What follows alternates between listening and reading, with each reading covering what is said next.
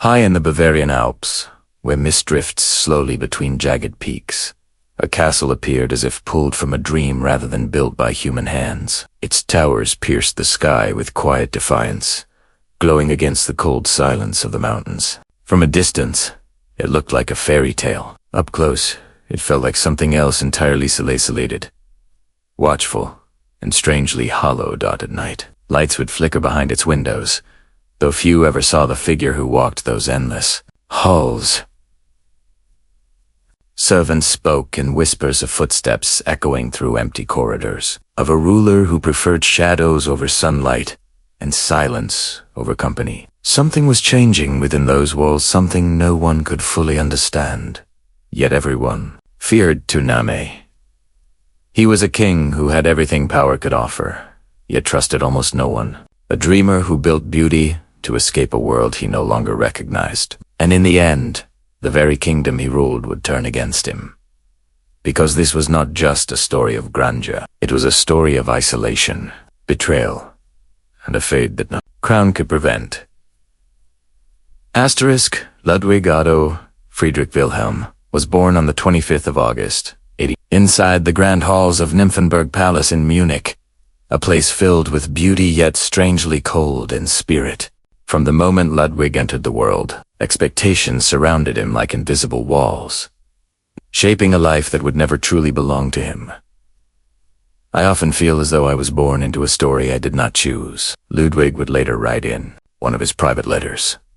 His father, King Maximilian II of Bavaria, believed in discipline, duty, and intellectual strength. His mother, Queen Marie, was distant in a different way kind, yet emotionally unreachable. Together, they raised Ludwig not as a child, but as a future symbol of authority. Affection was rare, warmth was limited, and the young prince quickly learned that silence was safer than expression. Ludwig spent much of his childhood at Neuschwanstein Castle, nestled near the mountains that would later define his destiny. Unlike the rigid atmosphere of Munich, this place allowed his imagination to breathe. The walls were painted with scenes from medieval legends, knights, swans, heroic kings, and tragic love stories. Ludwig would stand before these paintings for hours, lost in worlds far more comforting than his own reality. I feel closer to those legends than to the people around me, he once confessed in a letter to a tutor. Education for Ludwig was strict and structured. Tutors demanded excellence in history, politics, and philosophy, yet he showed little interest in governance. Instead, his mind drifted toward poetry, music, and myth. He was particularly drawn to the works of Germanic legends, where kings were not burdened by politics, but elevated by destiny. These stories shaped not only his imagination, but his understanding of what a king should be, distant and almost divine. But reality was far less forgiving. His father often criticized him for being too sensitive, too withdrawn, and too different from what a ruler should be. Ludwig rarely argued back. Instead, he retreated further into himself, building an inner world where he could escape judgment. Servants noted that he preferred solitude, often wandering alone through forests or sitting quietly for hours, staring into the distance as if searching for something no one else could see. There were moments, however, when his inner world found a voice through music. In 1861, at the age of 16, Ludwig attended an opera by Richard Wagner, Lohengrin. It was a moment that would quietly change everything. The story of a mysterious knight arriving in a swan-drawn boat, bound by secrecy and destiny, struck Ludwig deeply. He did not simply watch the performance, he felt it. It was as if I had seen my own soul reflected upon the stage, Ludwig later wrote. From that moment, Wagner's music became more than art to him. It became a refuge, a language through which he could understand himself. While others saw opera as entertainment, Ludwig saw it as truth, something greater than the world he lived in. Yet even as his imagination grew richer, his connection to reality grew weaker. By the early 1860s, tensions between Ludwig and his father had quietly intensified. Maximilian II grew increasingly concerned about his son's lack of political interest. He feared that Ludwig's dreamy nature would make him unfit to rule. In response, he tried to impose stricter discipline, pushing Ludwig toward responsibilities he neither understood nor desired. But the more pressure Ludwig faced, the more he withdrew. "I cannot become what they expect of me," he once admitted to a close confidant. "My heart belongs elsewhere." That elsewhere was not a place. On an map. On an map, it was a world of beauty, myth, and perfection, a world he believed he could one day create. Then, in March 1864, everything changed. King Maximilian II died suddenly, leaving behind a throne that Ludwig was not prepared to claim. At just 18 years old, he became King Ludwig II of Bavaria. The young prince who had spent his life escaping reality was now expected to rule it. And though the crown was placed upon his head with ceremony and pride, something deeper was already unfolding beneath the surface. Because Ludwig did not see the throne as others did. To him, it was not a duty, it was an opportunity. An opportunity to transform the world into something far more beautiful than it had ever been. But what no one really said, not even Ludwig himself, was that the very dreams he held so tightly would one day begin to pull him away from the world entirely. And once that distance began, there would be no easy return. The crown had barely settled on Ludwig's head when the weight of expectation began to press in from every direction. At just 18, he stood before ministers, generals, and advisors, men who had spent decades navigating power, while he himself had barely stepped beyond the world of imagination he had built in silence. "I ask only for honesty and loyalty," Ludwig declared in one of his first council meetings, his voice calm but distant.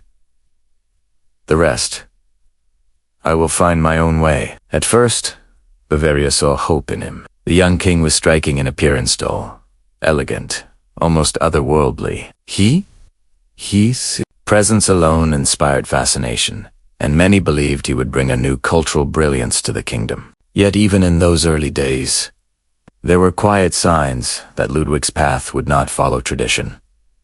One of his very first decisions shocked the court.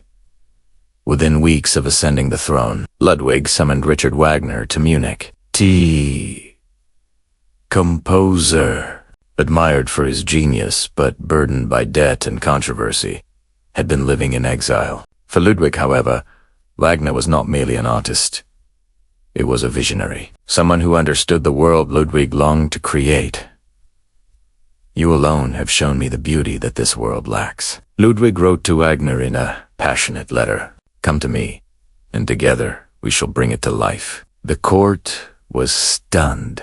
Funding Wagner meant draining royal resources for operas and projects that many considered excessive. Ministers warned the king that such decisions were reckless. Bavaria needed stability, not artistic indulgence, but Ludwig did not listen. For the first time, he was not the quiet, withdrawn prince.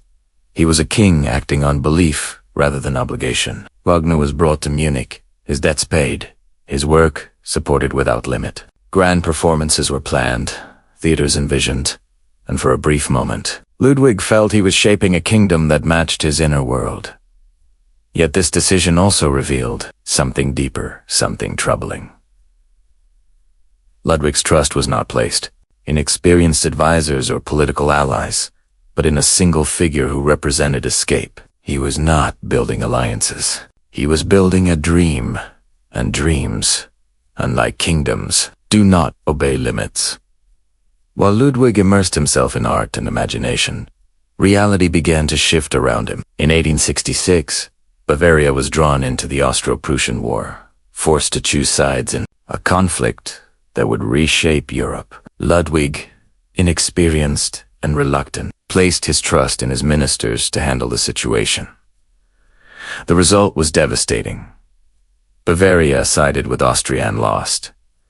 The defeat was swift and humiliating. Prussia emerged stronger, and Bavaria was forced into a position of submission. For Ludwig, the impact was not just political, it was deeply personal. I feel as though the world I was meant to rule has already slipped beyond my reach. Eh? Wrote in a private reflection.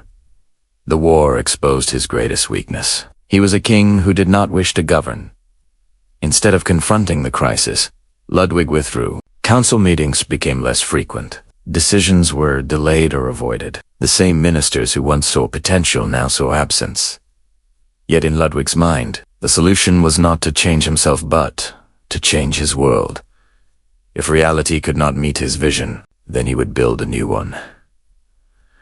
And so, quietly, almost without announcement, Ludwig began to imagine something extraordinary, castles not built for defense or politics, but for beauty, solitude, and escape. Structures that would rise not from necessity in it, but from longing. These were not just buildings. They were the first steps toward a life that would drift further and further from the world he was meant to rule. And though Ludwig saw them as creations of beauty, others would soon begin to see them as something else entirely. The beginning of a king losing his place in reality. Asterisk, after the humiliation of war. Something within Ludwig shifted in a way few could clearly see, yet many quietly felt. No longer attempted to shape Bavaria through politics or alliances. Instead, he turned his attention inward, toward a vision that only he seemed to understand. I will build a kingdom that no defeat can touch, he wrote, his words filled not with strategy, but with longing. By the late 1860s, Ludwig had begun to distance himself almost entirely from Munich. The capital, once the center of royal authority, became a place he visited only when necessary. Court gatherings grew rare. Ministers struggled to secure audiences, and decisions that required immediate attention were often left waiting. In their place, something else began to rise. In 1869, deep within the Bavarian Alps, construction began. On a castle unlike any other Neuschwanstein, perched high above forests and lakes. It was designed not as a fortress or residence of governance, but as a personal sanctuary. Its towers, halls, and chambers were inspired by the very legends Ludwig had loved as a child, swans and heroic myths. Brought to life in stone. To Ludwig, this was not extravagance, it was necessity. Here, I shall live as a true king, he once said, standing before early plans of the castle, not as they expect me to be, but as I was meant to be. But while the castle rose higher with each passing month, so too did the cost.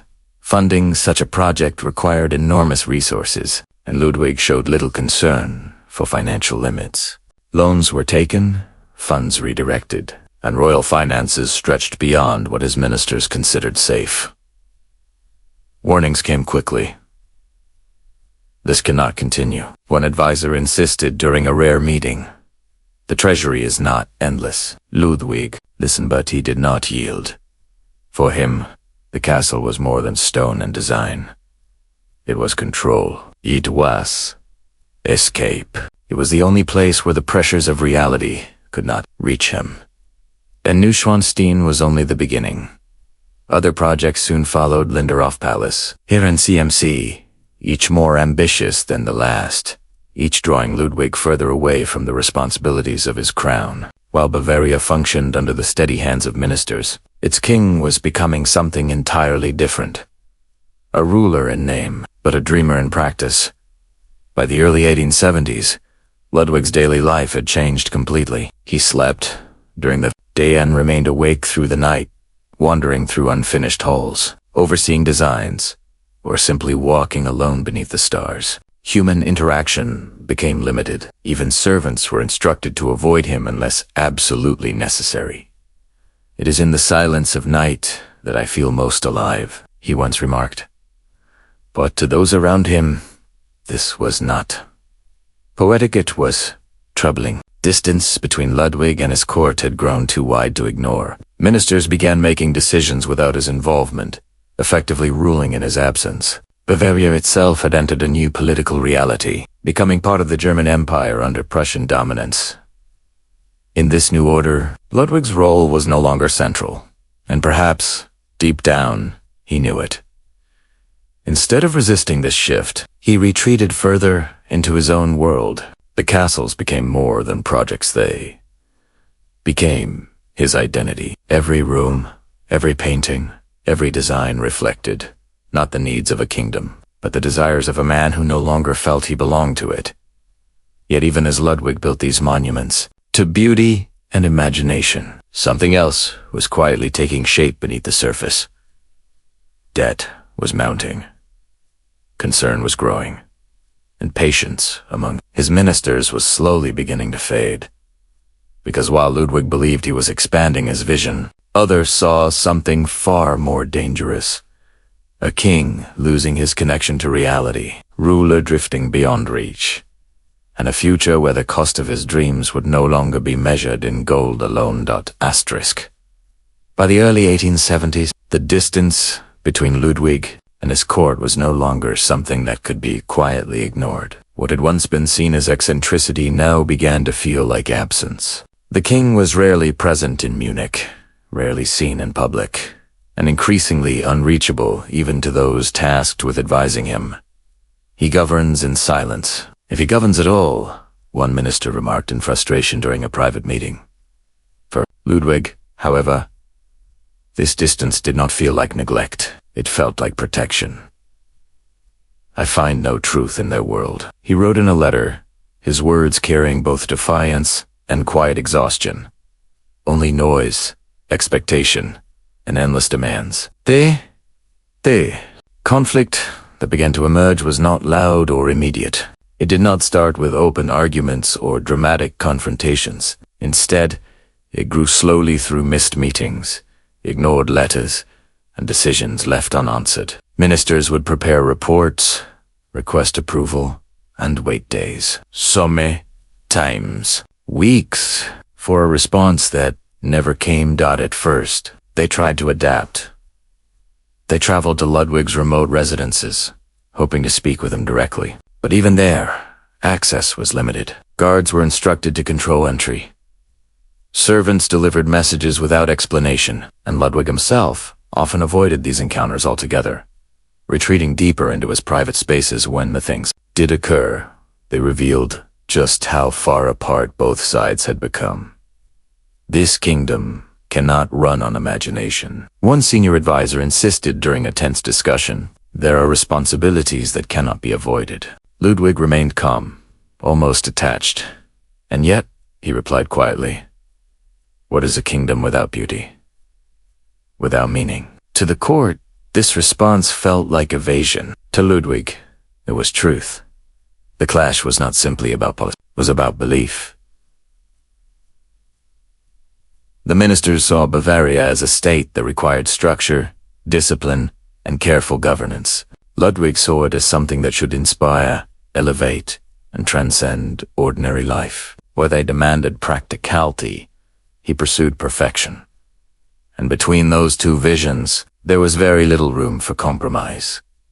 As the months passed, frustration within the court began to harden into concern. Financial reports painted a worrying picture. The costs of Ludwig's projects continued to rise, while his involvement in governance continued to decline. Behind closed doors, discussions grew more serious. "If this continues," one official warned, "we may be forced to act." But even then, there was hesitation. Ludwig was still the king, young, admired by the public, and protected by his position. Open opposition carried risks that few were willing to take lightly. Yet the tension could not remain hidden forever. Beyond the palace walls, rumors had begun to spread. Stories of a king who lived in isolation, who avoided daylight, who built castles while ignoring his duties. Some dismissed these tales as exaggeration. Others began to believe them. And with belief came doubt. Ludwig, once seen as a symbol of promise, was slowly becoming something else in the eyes of his people. A mystery. A question no one could answer. And as that question grew louder, so too did the quiet conflict within the court. Because this was no longer just a difference of opinion. It was the beginning of a struggle over control over who truly governed Bavaria. And for the first time, the king who had withdrawn from the world would find that the world was no longer willing to wait for him. By the mid-1870s, the quiet unease within Bavaria's government had hardened into something far more serious. What had once been whispered concerns were now openly discussed behind closed doors. The king's absence was no longer occasional, it had become a pattern, one that disrupted the balance of power itself. He has withdrawn too far, a senior minister warned, and each day he drifts further. Ludwig, however, seemed untouched by these growing tensions. His world had narrowed to the confines of his castles, where reality could be shaped according to his desires. Days and nights blurred together. He slept through daylight and came alive after sunset, walking through candlelit halls, reviewing designs, or simply existing in silence. "I belong to the night," he once said quietly. "The day demands too much of me." But, while Ludwig found comfort in isolation, the consequences of his withdrawal continued to spread. Financial strain became impossible to ignore. The cost of his building projects had escalated beyond all projections, and debts accumulated at a pace that alarmed even the most loyal members of his court. Repeated warnings were sent. Formal reports outlined the severity of the situation, urging restraint, compromise, or at the very least, engagement. Yet Ludwig's responses when they came at all were distant and dismissive. "These matters concern those who choose to worry about them," he wrote in one reply. "I choose to create." To the ministers, this was no longer eccentricity, it was defiance. Efforts to control royal spending began to take shape. Restrictions were proposed, access to funds questioned, and influence slowly redirected toward those still willing to govern actively. But every attempt to impose limits only deepened Ludwig's distrust. "They seek not to advise me, but to control me," he confided in a rare moment of openness. That distrust soon turned into something darker. Ludwig became increasingly suspicious of those around him. Meetings were avoided not only out of disinterest, but out of fear of confrontation. Letters from ministers went unanswered. Invitations were ignored. Even long-standing allies found themselves shut out, unable to reach the king they once served closely.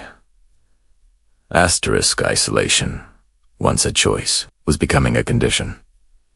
At the same time, Bavaria itself was changing. Following its defeat in 1866, the kingdom had become part of the German Empire under Prussian leadership. Political power shifted away from Bavaria's monarchy, reducing Ludwig's role to something largely symbolic. For a king who had never fully embraced governance, this shift might have offered relief. Instead, it deepened his detachment. "If I am no longer needed as they define it," Ludwig wrote bitterly, "then I will define myself." And so it did through his creations. Neuschwanstein continued to rise, its towers reaching higher, its interiors becoming more elaborate. Every detail reflected Ludwig's inner world, grand, romantic, untouched by compromise. Yet outside its walls, reality continued to press in. Public perception began to change. Whispers of a mad king grew louder, carried through cities and villages alike. Some spoke with curiosity, others with concern, and a few with quiet admiration. Too many. Ludwig had become a figure of contradiction, both visionary and detached, both inspiring and unsettling. Within the court, however, patience was running out. Private discussions took on a new tone. What had once been cautious suggestions were now urgent considerations. "If he cannot rule," one official stated firmly, "then we must consider what comes next." The idea itself was dangerous. Removing a king was no small matter, but the alternative, allowing the situation to continue unchecked, seemed increasingly impossible. And at the center of it all stood Ludwig, unaware or perhaps unwilling to accept just how far the ground beneath him had begun to shift.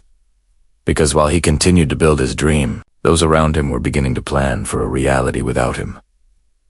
As the years passed, the divide between Ludwig and the world he ruled became impossible to ignore. What had once been dismissed as eccentricity now took on a more defined and troubling shape in the eyes of both the court and the public. The question was no longer whether the king was different, but whether he was fit to remain king at all.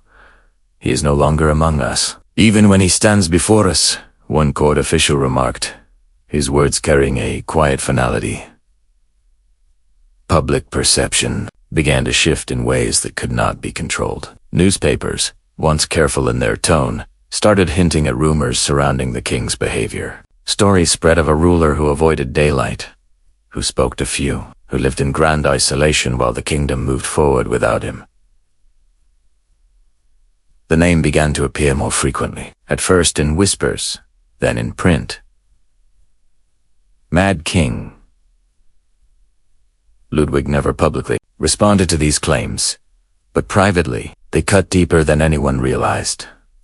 They reduce what they cannot understand, he wrote in frustration. They call it madness, because they cannot see beyond their own limits. Yet even as he defended himself in words, his actions only strengthened the perception. He continued to withdraw, continued to build, continued to reject the structures that defined authority. In doing so, he unknowingly surrendered something far more important than control. He surrendered recognition.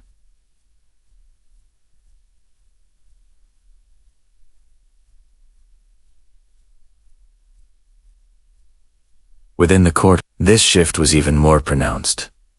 The ministers no longer saw Ludwig as an active ruler. Instead, he became a figure they had to manage, navigate, and ultimately contain. Decisions were increasingly made without his input. Policies were implemented in his name, but not with his involvement. Power had not been taken from him directly. It had simply moved around him. Bavaria itself was no longer the independent force it once had been. As part of the German Empire, real authority now lay elsewhere, and Ludwig's role became largely ceremonial. For many rulers, this would have been a humiliation to resist. For Ludwig, it became another reason to retreat further into his own world. "If they have taken the kingdom," he wrote quietly, "then I shall build my own." But this personal kingdom made of stone, art, and imagination could not replace what he was losing in reality. The deeper conflict was no longer political. It was internal. Ludwig was caught between two identities. The king he was expected to be, and the dreamer he truly was. And with each passing year, the distance between those identities grew wider. He no longer sought acceptance from his ministers. He no longer cared for public approval. But what he could not escape was the quiet erosion of his place in the world. Because a king without recognition is not truly a king. And a ruler who stands alone, without allies, without trust, and without connection, becomes something far more vulnerable and powerful. Behind closed doors, the final discussions had already begun. Not about guidance, not about reform, but about removal. And while Ludwig continued to walk the silent halls of his castles, believing he had created a world beyond judgment, the reality was far more dangerous. He was no longer fighting for control. He was fighting, without realizing it, for his very place in existence. Asterisk. By the mid-1880s, the tension surrounding Ludwig had reached a point where silence was no longer sustainable. What had once been cautious concern had transformed into quiet determination among those closest to power. The question was no longer whether the king should change, but whether he could remain at all. "This cannot continue," a senior official stated during a closed meeting. "The stability of the kingdom depends on action." Ludwig, meanwhile, remained within the world he had carefully constructed. Neuschwanstein stood nearly complete, its towering silhouette a reflection of everything he had sought to create beauty, untouched by compromise. Yet beyond its walls, reality was closing in with increasing urgency. Debt had reached alarming levels. Loans had been taken repeatedly, often without clear plans for repayment. Ministers found themselves balancing the demands of governance with the growing weight of financial instability. Every report painted the same picture. The situation was no longer manageable. Attempts to negotiate with Ludwig had failed. Letters went unanswered. Meetings were avoided. Even direct appeals, framed with urgency and respect, were met with silence or dismissal. "I will not be dictated to," Ludwig wrote in one of his final responses. "I am the king," but those words, once unquestionable,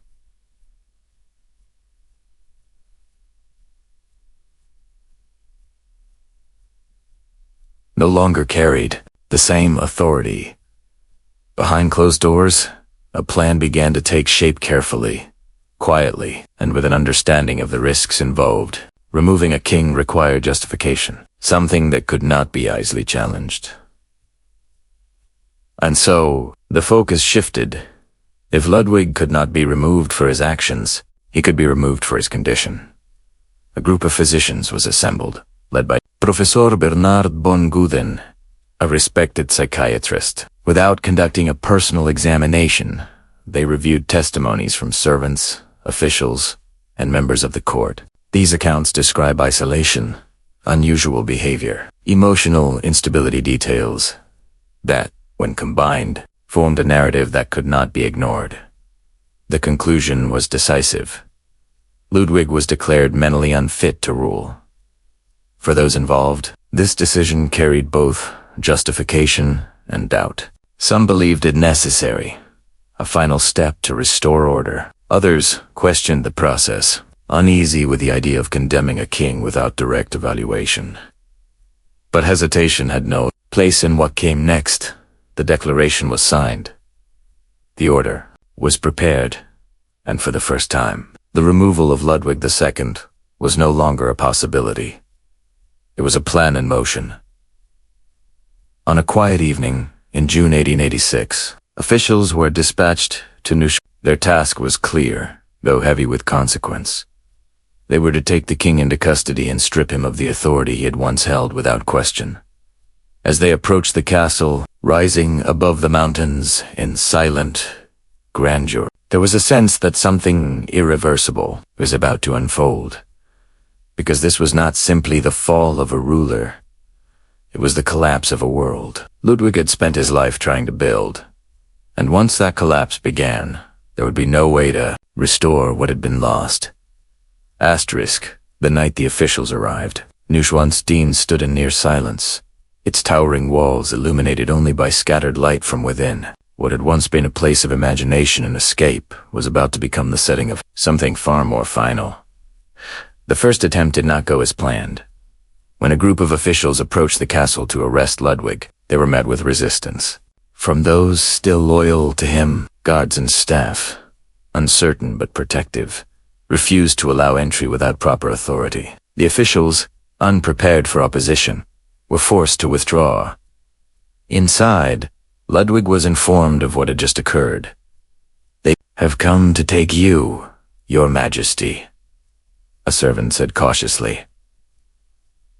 For a moment, there was silence. Then Ludwig responded, not with panic, but with a calm that unsettled those around him. "They cannot take what they do not understand," he said quietly. Yet even in that moment, something had changed. The threat was no longer distant. It reached his door. The following day, the second attempt was made, this time with greater preparation and undeniable authority. Officials arrived carrying the formal declaration of Ludwig's incapacity. There would be no negotiation, no delay, no retreat. The confrontation that followed was not loud or violent. It was controlled, measured, and heavy with meaning. Ludwig stood before them, composed yet visibly distant, as the document was read aloud. Each word carried the weight of finality, stripping away not just his power, but his identity. "You have been declared unfit to rule," one official stated firmly. Ludwig listened, his expression unreadable. "On whose authority?" Askidan on the authority of the state." There was a pause long enough to feel like something might break. "The state," Ludwig repeated softly, almost to himself. "And what is a state without its king?" No answer came for the officials. This was not a moment for debate. It was a task to be completed. Ludwig did not resist. Perhaps he understood that resistance would change nothing. Perhaps, he believed, even then, that this was only temporary, that his world could still be reclaimed. Asterisk, or perhaps, deep down, he knew it could not. As he was escorted from the castle, the halls he had walked in solitude now seemed different, less like a sanctuary, more like something left behind. Every step carried the quiet weight of finality, though no one spoke it aloud. Outside, the mountains remained unchanged, standing as they always had. But for Ludwig, everything had shifted. He was no longer the king of Bavaria. He was a man being removed from his own creation, taken from the very place that had defined him. And, as Neuschwanstein faded behind him, something far more important was slipping away. Not just power, but the last piece of a world he had believed would never be taken from him. Asterisk, Ludwig was taken to Bert's castle, a quieter residence on the shores of Lake Starnberg. Far removed from the towering isolation of Neuschwanstein. Here, there were no grand halls filled with myth, no unfinished dreams rising toward the sky, only stillness, watchful eyes, and the quiet reality of what had already been taken from him. "You're here for your own well-being," Dr. Bernhard von Guden told him, his tone measured, almost reassuring. Ludwig listened, but whether he believed, it remained unclear. For the first time in years, he was no longer in control of his surroundings. His movements were observed, his interactions limited, his role reduced to that of a patient rather than a king. The transition was sudden, almost unreal, yet impossible to deny. "I was born to rule," Ludwig said during one conversation, his voice steady but distant. "And now I am told I cannot even command myself." Outside the castle, news of his removal spread quickly. Bavaria reacted with a mixture of confusion, concern, and disbelief. Some accepted the official explanation without question, trusting the authority of the state. Others were less certain, unsettled by the speed and secrecy of the decision. How can a king be judged without being heard? One citizen reportedly asked that the answer, if there was one, remained buried within the same closed circles that had orchestrated his fall on Tracy, June 1886. Only days after his arrival at Berg Castle, Ludwig requested an evening walk by the lake. Dr. von Guden agreed to accompany him. The two men left together, walking slowly along the water's edge as dusk settled over the landscape. It was the last time either of them would be seen alive. Hours passed, and when they did not return, concern began to rise. Search parties were organized, lanterns cutting through the darkness as men moved along the shoreline. Then, near the shallow waters of the lake, the truth was found. The bodies of Ludwig and Dr. von Guden lay still, side by side. The official explanation was immediate. Ludwig had taken his own life, and in the process, Dr. von Guden had attempted to stop him and lost his life as well. But from the very beginning, doubts emerged. There were no clear signs of drowning in Ludwig's lungs. The water was shallow, too shallow, some argued. For such an outcome, marks on the body raised questions that were never fully answered. Was it truly suicide? Or something else entirely? Theories spread quickly, and attempted escape, a struggle, even the possibility of a deliberate act by those who had removed him. None could be proven, none could be dismissed completely. And so, the truth remained uncertain. What was certain, however, was this. Ludwig II, once King of Bavaria, was gone. His castles remained. His dreams stood frozen in stone, but the man who had created them had vanished into a mystery that refused to resolve itself. For the people of Bavaria, the story did not end. With his death it began again, shaped by questions that would echo long after the lake had grown still. Because sometimes, the fall of a king is not defined by how he lived, but by how he disappeared. Asterisk, in the days that followed Ludwig's death, Bavaria did not respond with certainty, it responded with unease. What had been presented as a necessary act for stability now felt incomplete, as if something essential had been left unresolved.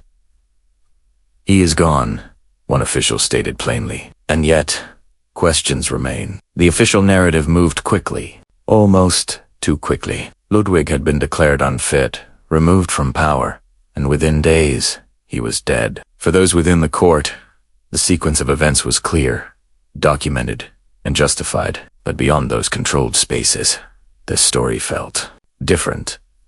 Among the public, sympathy began to rise. He was not mad, Some insisted. He was simply different. Others were less certain, caught between what they had been told and what they felt. Ludwig had lived in isolation, avoided responsibility, and spent beyond reason. These were facts that could not be ignored. Yet, his removal and especially his death carried a sense of finality that felt too abrupt, too convenient. And so, the debate began. Was Ludwig a ruler who failed his kingdom, or a man who was failed by those around him? Even within the court, this question lingered, though few were willing to speak it aloud. The decision to remove him had been made with purpose, but not without doubt. Some had believed it necessary to preserve order. Others had feared that in doing so, they had crossed a line that could not be undone. "We acted for Bavaria," one minister reportedly said in private, "but I cannot say what it cost us." That cost was not measured in politics or finance. It was measured in trust. The monarchy, once seen as a symbol of unity and authority, now carried a quiet shadow. If a king could be declared unfit without direct examination, removed without resistance, and buried in uncertainty, then what did that say about the stability it claimed to represent? Ludwig himself was no longer there to answer these questions, but his presence remained, not in power. But in memory, those who had known him closely spoke of a man who felt deeply, who saw the world not as it was, but as it could be. A man who struggled to reconcile expectation with identity, and who ultimately chose to withdraw rather than conform. He lived in a world of his own making, one former servant recalled, but it was the only place he ever truly belonged. In death, Ludwig's silence became more powerful than his voice had ever been in life. Without statements, without defense, without explanation, he became something larger than a king. A symbol not of madness alone, but of conflicted between duty and desire, reality and imagination, control and freedom. And in that conflict, there was no clear victory. Because while the court had resolved the immediate problem, it had created something far more enduring. A story that refused to settle. A legacy shaped not by answers, but by questions that would continue to surface long after the decisions of 1886 had faded into history. Long after Ludwig's death, the structures he had built remained silent, immovable, and impossible to ignore. What had once been criticized as excessive and unnecessary now stood as some of the most recognizable symbols of Bavaria. Neuschwanstein, rising above the alpine landscape, became more than a castle. It became an image, one that seemed to exist between reality and fantasy. Visitors who approached it often described the same feeling, that it did not belong entirely to the world around it. "It looks like a dream that refused to fade," one traveler remarked years later. In Ludwig's lifetime, these creations had been seen as indulgence. After his death, they began to take on new meaning. The very qualities that had once raised concern, imagination, scale, and isolation now drew fascination and admiration. The transformation was gradual, but undeniable. By the early 20th century, Neuschwanstein had become a destination, attracting visitors from across Europe. Its halls, once empty and echoing, now carried the footsteps of those who came not to question its purpose, but to experience its beauty. Eckroom told a story not of governance, but of longing. Walls painted with scenes of legends, ceilings designed to reflect a world beyond ordinary life, and spaces that felt less like rooms and more like expressions of a single, unbroken vision. And that vision, though deeply personal, had become universal.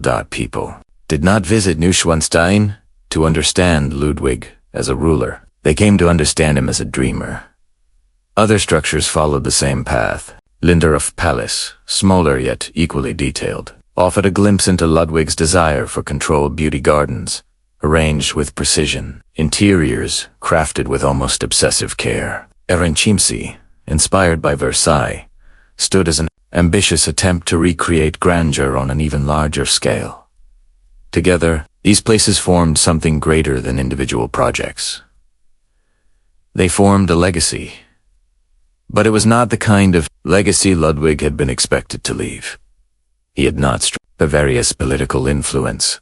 He had not expanded its power or secured its future through strategy or alliance. Instead, he had left behind something far less conventional, symbols of imagination that outlived the system he had once been part of. Over time, the symbol reached beyond Bavaria and Neuschwanstein, in particular began to influence art, architecture, and popular culture in ways Ludwig could never have anticipated. Its silhouette became iconic, recognized even by those who knew nothing of the man who had built Italiano. It inspired representations of castles in stories, films, and distant lands, transforming from a personal retreat into a global image of fantasy. And yet, within that transformation, something remained unchanged. The castle still stood where Ludwig had placed it, isolated, elevated, removed from the ordinary world. Its beauty remained tied to the same sense of distance that had defined his life, because while the world had embraced his creations, it had done so without fully understanding the man behind them. Visitors saw the result, but not the cost. The silence within those halls, once filled with a king walking alone, had been replaced by admiration. Yet the reason for that isolation, the withdrawal, the quiet struggle remained largely invisible. And perhaps that was the final contradiction of Ludwig's legacy.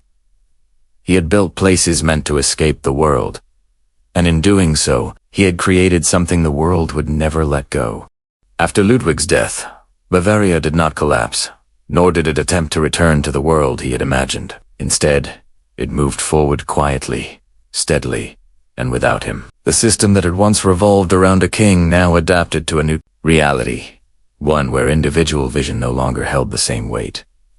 Power shifted fully into structured governance, aligned with the broader framework of the German Empire. Decisions were no longer shaped by personal ambition or artistic desire, but by political necessity and collective control.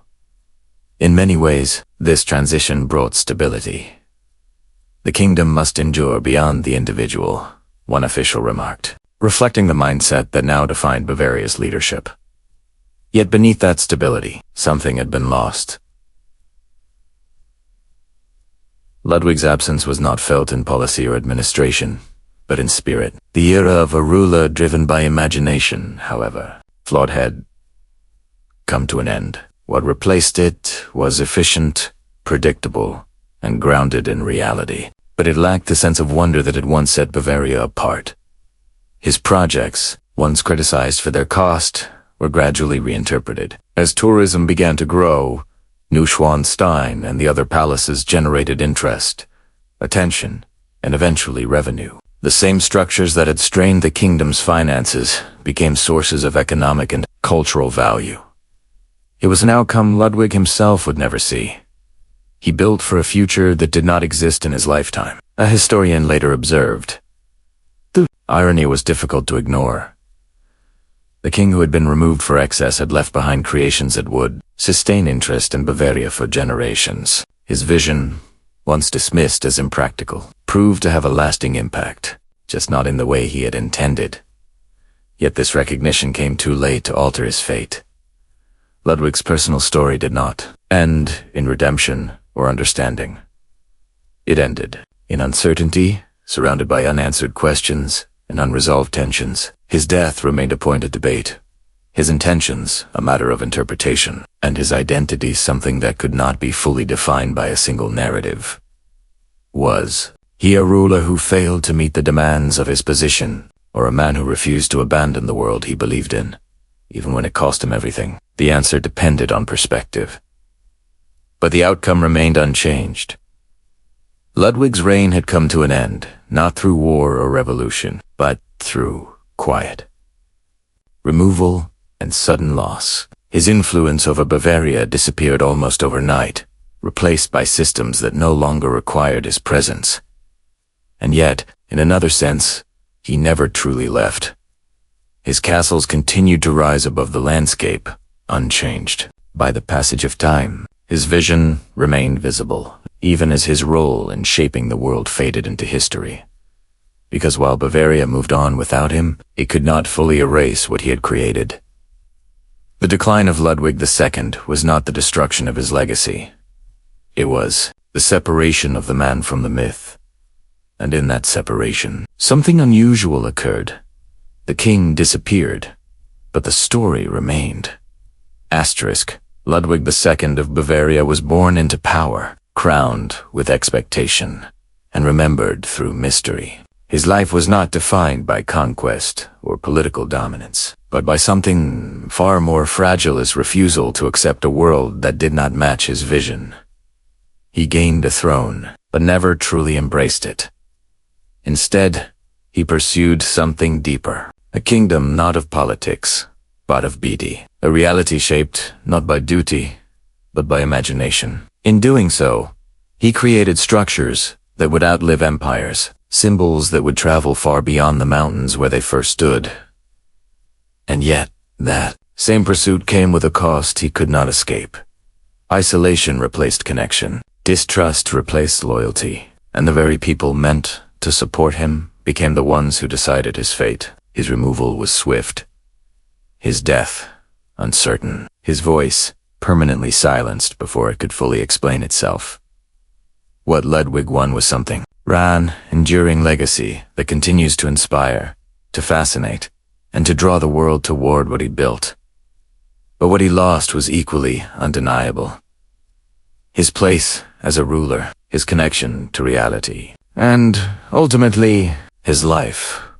Both could not exist together. He could not be both the king Bavaria needed and the dreamer he chose to become.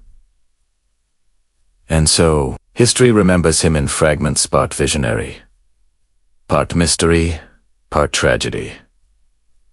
Neuschwanstein still stands, untouched by time, its towers rising above the world as they always have, but within its beauty lies a quiet truth, that even the most extraordinary dreams, when pursued without balance, can lead not to freedom, but to a silence that no legacy can fully break.